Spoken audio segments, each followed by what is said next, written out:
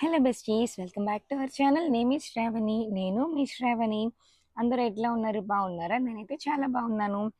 ఈరోజైతే నేను మా మమ్మీ వాళ్ళ ఇంట్లో ఉన్నాను. సో, అందుకని లేట్‌గా లేచాను అనమాట. మార్నింగ్ లేచేసరికి 7:30 అట్లా అయిపోయింది. ఇంకా సో, లేవగానే ఫస్ట్ గ్రీన్ టీ అయితే తాగుతున్నాను. మా టెడ్డీ గాడు పక్క నుంచి వస్తున్నాడు. సో, అందుకని వాడిని పిలుస్తున్నాననమాట. నాకిక్కడ వంట, బ్రేక్‌ఫాస్ట్ ఇవేమీ చెయ్యక్కర్లేదు కాబట్టి సో, లేట్‌గా లేచాను. విహాకి లాస్ట్ వర్కింగ్ డే అనమాట. బిఫోర్ దసరా షూట్ చేసిన వ్లాగ్ ఇది. సో, ఇంకా నేనైతే ఏం చేయలేదు. ఇంకా అమ్మ జస్ట్ సింపుల్‌గా క్యారెట్ రైస్ అయితే చేసేసింది. ఏం లేదు. కొంచెం ఆనియన్స్, పచ్చిమిర్చి, క్యారెట్ వీటన్నిటిని కూడా ఒకటి దాని తర్వాత ఒకటి వేసి బాగా ఆయిల్‌లో ఫ్రై అవ్వనివ్వాలి. ఆయిల్ అనేది ఇలా బయటికి రావాలనమాట. సో, అప్పుడు మనకి ఇవన్నీ కరెక్ట్‌గా వేగిపోయినట్టు. ఈలోపే మనం రైస్‌ని కుక్ చేసేసుకొని జస్ట్ అందులో యాడ్ చేసేసుకొని సాల్ట్ చెక్ చేసుకోవడమే. విహా ఎక్కువ స్పైస్ తినదు కాబట్టి గరం మసాలా గాని ఇలాంటివేమీ యాడ్ చేయట్లేదు. జస్ట్ కొంచెం అల్లం వెల్లుల్లి పేస్ట్ యాడ్ చేశానంతే. అది కూడా ఆయిల్‌లో బా ఫ్రై అయిపోయింది కాబట్టి మొత్తం అంతా కలిపేసుకున్నాక విహాకి నేను లంచ్ అయితే ప్యాక్ చేసేసాను. నేను అంటే అమ్మ ప్యాక్ చేసిందనమాట. ఇంకా నెక్స్ట్ సింపుల్‌గా శాండ్‌విచ్ అయితే చేసేస్తున్నాను బ్రేక్‌ఫాస్ట్‌కి. ఇలా బ్రెడ్స్‌ని తీసుకోవాలి. దానిపైన కీరాను, ఇలా టొమాటోస్ ఇలా చక్రాల్లా కట్ చేసుకొని పెట్టుకోవాలి.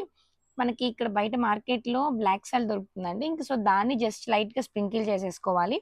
బ్లాక్ సాల్ట్ లేదు అంటే స్కిప్ చేసేసేయొచ్చు. కాకపోతే బ్లాక్ సాల్ట్ వేస్తే టేస్ట్ అనేది బావుంటుంది. ఇవి చీజ్ స్లైసెస్ అనమాట. మార్కెట్‌లో ఇలా అవైలబుల్‌గా ఉంటాయి. చాలా కంపెనీస్ ఉంటాయి. నేనైతే బ్రిటానియా తీసుకున్నాను. దీన్ని కూడా జస్ట్ ఇట్లా పెట్టేసి కీరా అదే వెజిటబుల్స్ మీద పెట్టేసి ఇంకొక బ్రెడ్‌తో మనం క్లోజ్ చేసేసుకోవాలి. ఇది శాండ్‌విచ్ మేకర్ నేను మెట్రోలో తీసుకున్నాను. 200, 220 ఆ కాస్ట్ ఉంటది.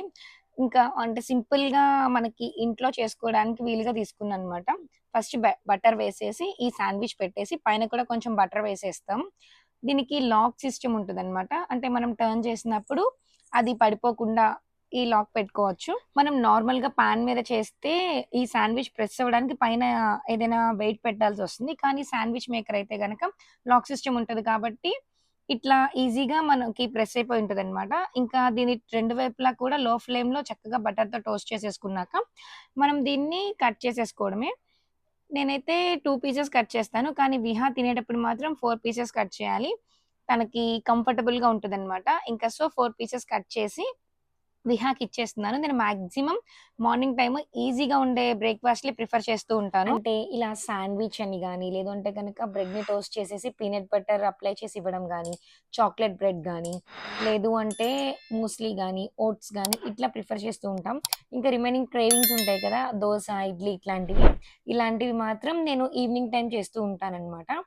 ఇంకా విహానయితే నేను స్కూల్‌లో డ్రాప్ చేశాను. నార్మల్‌గా అయితే రోజు ఆటో వస్తది. కానీ వాళ్ళ మమ్మీ వాళ్ళ ఇంటి నుంచి వెళ్తుంది కాబట్టి నేను డ్రాప్ చేశాను.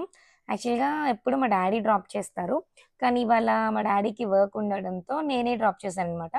ఇక్కడ విహా బోర్డ్ రబ్ చేయడానికి చాలా కష్టపడుతుంది. "మమ్మీ నువ్వు హైట్ ఉన్నావు కదా! రబ్ చెయి" అని చెప్తే నేను రబ్ చేస్తున్నాను.